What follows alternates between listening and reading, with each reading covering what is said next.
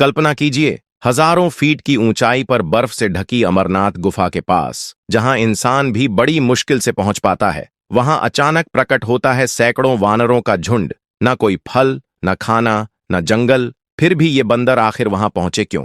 क्या ये सिर्फ एक इत्तेफाक था, या फिर ये महादेव के किसी अद्भुत चमत्कार का संकेत? स्थानीय लोगों की आंखों में आस्था के आंसू थे और वैज्ञानिक हैरान। क्या वानर सेना फिर से प्रकट हुई है? क्या कोई अलौकिक शक्ति उन्हें खींच लाई थी इस पवित्र गुफा तक? इस रहस्यमयी घटना ने भक्तों को भी चौंका दिया और सोशल मीडिया पर मच गया तूफान। तो चलिए जानते हैं, क्या है इस चमत्कारी नजारे के पीछे की सच्चाई और क्यों माना जा रहा है इसे महादेव का संकेत। वीडियो को अंत तक जरूर देखें, क्योंकि यह सिर्फ एक खबर नहीं, बल्कि आस्था, रहस्य और चमत्कार की एक अनसुनी कहानी है। क्या आपने कभी सोचा है कि अमरनाथ यात्रा के दौरान चमत्कारों की बरसात क्यों होती है? क्यों हर साल लाखों लोग हिमालय की कठोरता को चुनौती देकर उस गुफा तक पहुंचते हैं, जहां बर्फ से बना एक शिवलिंग चुपचाप अपनी उपस्थिति दर्ज कराता है? लेकिन क्या ये सिर्फ आस्था है, या फिर वाकई इस पवित्र स्थल पर कोई अदृश्य शक्ति काम कर रही है? कहते हैं, महादेव के दरबार में वही पहुंचता है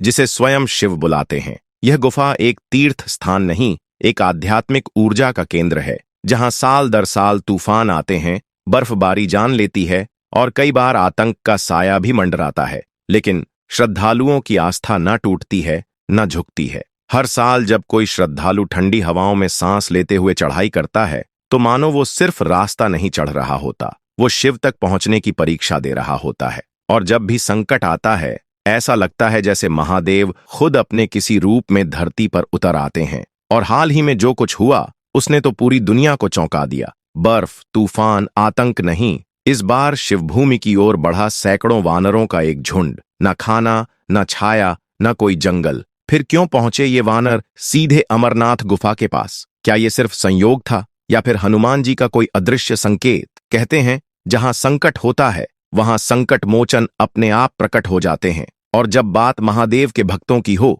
तो कौन जानता है कब कोई चमत्कार, कब कोई अवतार और कब कोई अलौकिक दृश्य आंखों के सामने आ जाए। अमरनाथ की यह यात्रा एक रहस्य है, एक तपस्या है, और शायद भगवान की जीवित उपस्थिति का सबसे बड़ा प्रमाण भी। क्या आप यकीन करेंगे कि एक 62 साल के बुजुर्ग, जिनके चेहरे पर उम्र की लकीरें हैं, लेकिन आंखों में आस्था की चमक आज भी वैसी ही है, वो अकेले नहीं, बल्कि अपने बेटे के साथ हजारों फीट की ऊंचाई पर स्थित अमरनाथ गुफा तक की यात्रा पर निकल पड़ते हैं। ये कहानी है इंदौर के रहने वाले आदित्य जी की। उम्र भले ही कहती थी अब आराम करो, लेकिन उनके दिल में बरसों से एक अधूरी ख्वाहिश पल रही थी, बाबा बर्फानी के दर्शन की। जिंदगी की जिम्मेदारियां, बच्चों की पढ़ाई, नौकरी की भाग दौड़, ये सपना हर बार टलता रहा। लेकिन इस बार जब दिल ने पुकारा और बाबा ने बुलाया, तो न कोई उम्र आड़े आई, न थकान।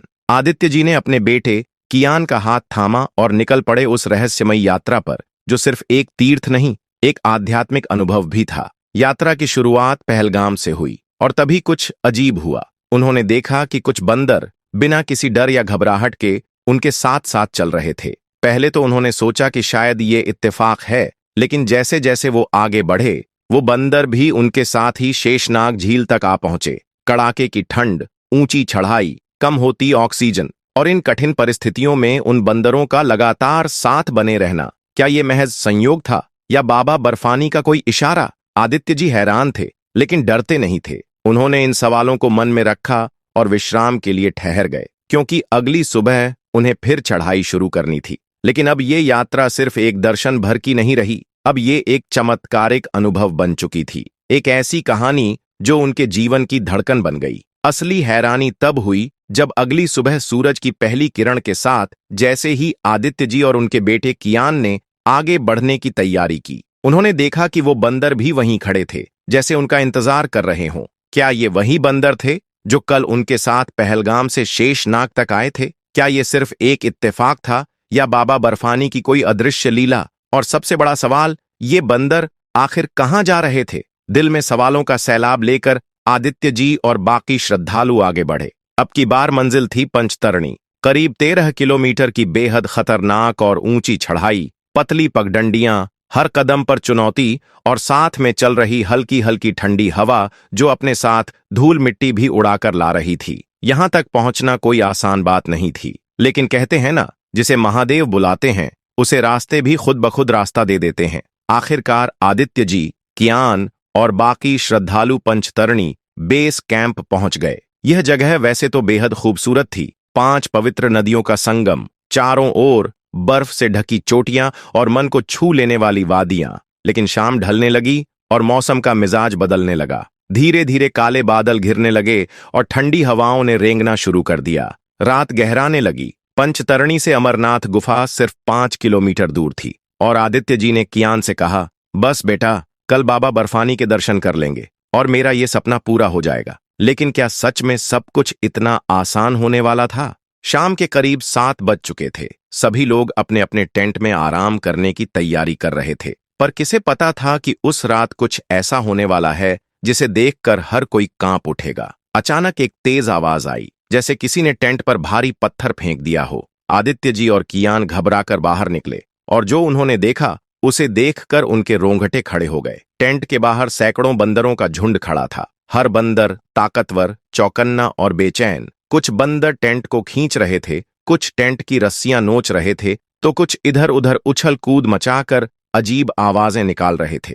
क्या ये वही बंदर थे जो कल से उनके साथ थे? क्या ये कोई इशारा था? क्यों आए थे इतने सारे बंदर इस वीरान बर्फीली जगह पर? आदित्य जी ने चारों ओर देखा। हर तरफ भगदड़ और डर का माहौल था। श्रद्धालुओं की संख्या कम थी, लेकिन बंदरों की टोलियां सैकड़ों में थीं। वे किसी को चोट नहीं पहुंचा रहे थे, लेकिन उनके इस डराने वाले हंगामे ने सभी श्रद्धालुओं की रात की नींद उड़ा दी थी। टेंट उखड़ रहे थे, सामान बिखर रहा था, लोग चीख रहे थे। कुछ आर्मी के जवान भी वहां मौजूद थे, लेकिन किसी को समझ नहीं आ रहा था कि आखिर यह सब हो क्यों रहा है। क्या यह कोई अनहोनी का संकेत था? क्या महादेव अपने भक्तों को किसी खतरे से आगाह कर रहे थे, या फिर ये कलयुग में भक्तों की रक्षा के लिए खुद महादेव के भेजे दूत थे? इस रात के बाद अमरनाथ यात्रा में जो हुआ उसने साबित कर दिया कि बाबा बर्फानी के भक्त अकेले नहीं होते। इसी बीच वहां मौजूद आर्मी के चीफ की आवाज गूंजी, सभी लोग जल्दी से यहां से निकल जाएं, वरना ये बंदर किसी को नुकसान पहुंचा सकते हैं। किसी को समझ नहीं आया कि अचानक ऐसा क्या हो गया, पर वक्त जाया करने का मौका नहीं था। हड़बड़ी में सभी श्रद्धालुओं को पंचतरणी बेस कैंप से अमरनाथ गुफा की ओर रवाना कर दिया गया। सोचिए, रात के अंधेरे में ठंडी हवाओं के बीच लंबा और खतरनाक रास्ता, और हर किसी के मन में सिर्फ एक ही सवाल, आखिर इन बंदरों ने ऐसा क्यों किया? कहां से आ गए ये सैकड़ों वानर, और इन्होंने सारी व्यवस्था तहस नहस क्यों कर दी? जब आदित्य जी ने मुड़कर देखा तो वह नजारा उनके दिल में उतर गया। टूटे हुए तंबू, बिखरा हुआ सामान और बीच बीच में उछलते कूदते वो बंदर, जिनमें वो 2 बंदर भी शामिल थे जो पहलगाम से उनके साथ आए थे। लेकिन सबसे बड़ा सवाल यह था, कल तक तो ये बंदर शांत थे, आज अचानक ऐसा बर्ताव क्यों कर रहे थे? क्या कोई संकेत था यह, या बाबा बर्फानी की कोई लीला? इन्हीं सवालों के साथ सभी अमरनाथ गुफा की ओर बढ़ते गए। रात काली होती जा रही थी, ठंड बढ़ रही थी और हर कदम पर डर भी था, लेकिन महादेव का नाम लेते हुए सभी चल पड़े। अमरनाथ गुफा में प्रवेश करते ही मानो किसी ने आसमान का दरवाजा खोल दिया हो। अचानक मौसम ने ऐसा रौद्र रूप धारण कर लिया कि सबकी सांसें थम गईं। आंधियां चलने लगीं, तूफानी हवाएं किलोमीटरों तक दौड़ने लगीं और ऊपर पहाड़ों से बड़े बड़े पत्थर गिरने लगे। चारों ओर घना कोहरा और ओलों की बारिश। ऐसा लग रहा था मानो प्रकृति अपनी सारी शक्तियां दिखा रही हो। उस समय हर किसी के दिल में एक ही ख्याल आया, अगर हम समय रहते यहां नहीं पहुंचे होते तो क्या हम जिंदा बच पाते? अंधेरे में बैठकर सब महादेव का नाम लेकर यही सोचते रहे। सुबह की पहली रोशनी के साथ जब चारों ओर नजरें दौड़ाईं तो सभी के रोंगटे खड़े हो गए। अमरनाथ गुफा के बाहर जो तंबू, दुकानें और व्यवस्थाएं थीं, सब तूफान में तबाह हो चुकी थीं। पर चमत्कार यहीं खत्म नहीं हुआ। बाबा बर्फानी के दर्शन कर जब आदित्य जी और कियान लौटने लगे,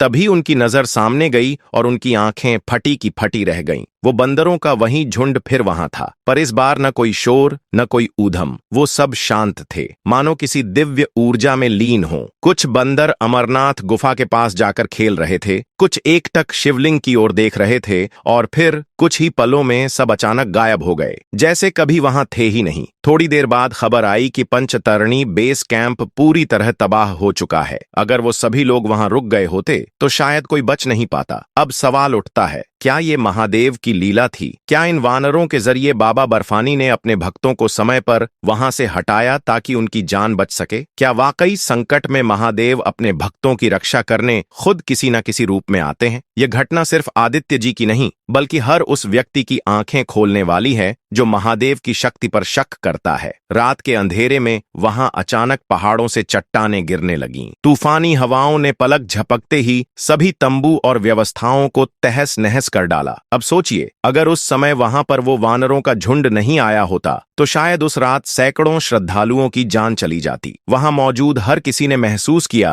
कि यह कोई मामूली घटना नहीं थी, बल्कि बाबा बर्फानी की लीला थी। सभी को यह एहसास हो चुका था कि बाबा बर्फानी ने अपने भक्तों की रक्षा के लिए हनुमान जी के दूतों को वहां भेजा था। उस माहौल में जब डर हर किसी के चेहरे पर साफ नजर आ रहा था, कुछ श्रद्धालुओं ने उन बचे हुए बंदरों के पैर पकड़कर बाबा से धन्यवाद किया। उनके दिल से एक ही आवाज निकली, हे बाबा बर्फानी, आपकी लीला अपरंपार है। आदित्य जी और उनके बेटे कियान खुद भी इस चमत्कार को देखकर भावुक हो गए। उनके मन में बस यही सवाल था कि आखिर इतनी बड़ी संख्या में बंदरों का झुंड पंचतरणी और अमरनाथ जैसे दुर्गम इलाके में आया कैसे? और आए तो आए, लेकिन फिर वो अचानक कहाँ गायब हो गए? क्या यह सच में महादेव की लीला थी? क्या हनुमान जी ने अपने दूतों को भेजकर अपने भक्तों की रक्षा की? यह सवाल आज भी आदित्य जी और उनके बेटे के मन में गूंजता है। आपको क्या लगता है, इस चमत्कार के पीछे क्या कारण हो सकता है? कमेंट में अपनी राय जरूर शेयर करें। इस यात्रा के बाद जब आदित्य जी और कियान वापस बालटाल होते हुए, कश्मीर की वादियों में घूमते हुए और माता वैष्णो देवी के दर्शन करके इंदौर लौटे, तो उनके दिल में यह यात्रा हमेशा के लिए बस गई। यह उनके जीवन की सबसे बड़ी और सबसे अद्भुत यात्रा बन गई। कियान,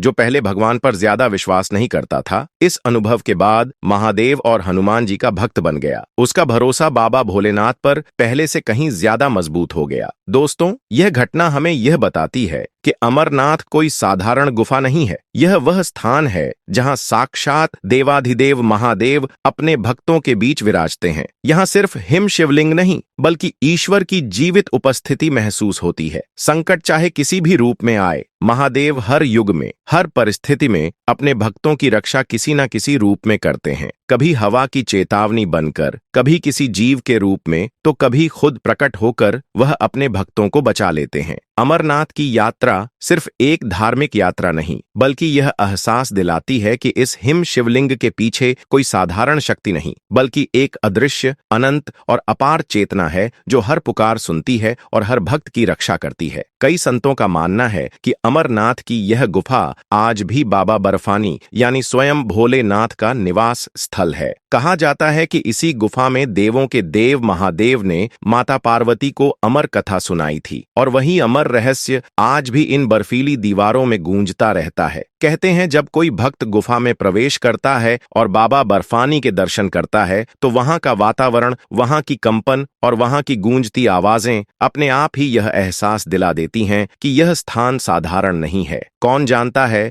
जो बंदर वहां अचानक प्रकट हुए थे, वे वास्तव में बंदर ही थे या किसी अदृश्य शक्ति की छाया, जो हर युग में, हर संकट में भक्तों की रक्षा के लिए किसी न किसी रूप में प्रकट होती रहती है। जब भी आप अगली बार अमरनाथ यात्रा पर जाएं, तो सिर्फ दर्शन करने ही मत जाइए, बल्कि वहां की हवा में बह रही ऊर्जा को भी महसूस कीजिए। कहते हैं कि वहां की पवित्र हवाएं जब आपके फेफड़ों में प्रवेश करती हैं, तो शरीर के रोग भी दूर हो जाते हैं। वहां हर पत्थर, हर हवा बस एक ही बात कहती है, मैं तुम्हारे साथ हूं। ये वही स्वर है जो बाबा भोलेनाथ के सान्निध्य में हर भक्त महसूस करता है। दोस्तों, अगर आप भी बाबा की इस अद्भुत लीला और इस चमत्कारी घटना से जुड़े अपने विचार हमारे साथ साझा करना चाहते हैं, तो कमेंट बॉक्स में ओम नमः शिवाय और हर हर महादेव लिखना न भूलिएगा। साथ ही हमें बताइए कि आपको क्या लगता है, क्या यह चमत्कार सच था या इसके पीछे कोई और रहस्य छुपा है? आपकी राय हमारे लिए महत्वपूर्ण है। हमारा उद्देश्य यही है कि दुनिया भर में जहां भी ऐसे चमत्कार होते हैं, हम उन्हें आपके सामने ला सकें, ताकि आपकी आस्था और मजबूत हो सके।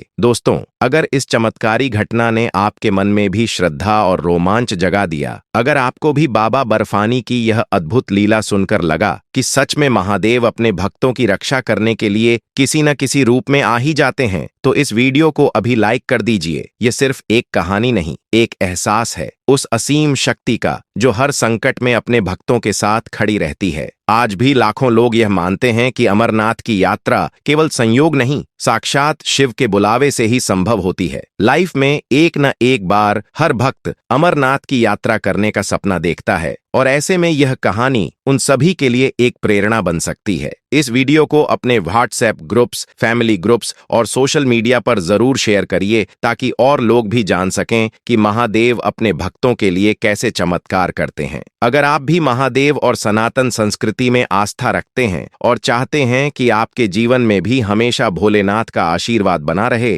तो चैनल को सब्सक्राइब जरूर कर लीजिए। सब्सक्राइब करने के बाद बगल में जो घंटी है उसे दबाना मत भूलिएगा, ताकि बाबा भोलेनाथ की चमत्कारी कहानियां और उनकी महिमा से जुड़ी हर नई वीडियो सबसे पहले आप तक पहुंचे। कमेंट बॉक्स में ओम नमः शिवाय और हर हर महादेव जरूर लिखिए, ताकि यह आस्था की गूंज सिर्फ कमेंट में नहीं बल्कि महादेव तक पहुंचे। हमें यह भी बताइए कि क्या आप भी मानते हैं कि महादेव के बुलावे के बिना अमरनाथ यात्रा संभव नहीं? क्या आपको भी कभी ऐसा अनुभव हुआ है जहां आपको लगा हो कि किसी अदृश्य शक्ति ने आपकी रक्षा की? या फिर आप इस घटना को महादेव की लीला मानते हैं या किसी और रहस्य का हिस्सा? आपकी राय हमारे लिए बहुत कीमती है। फिर मिलते हैं एक और चमत्कारी और भावनात्मक कथा के साथ। हर हर महादेव।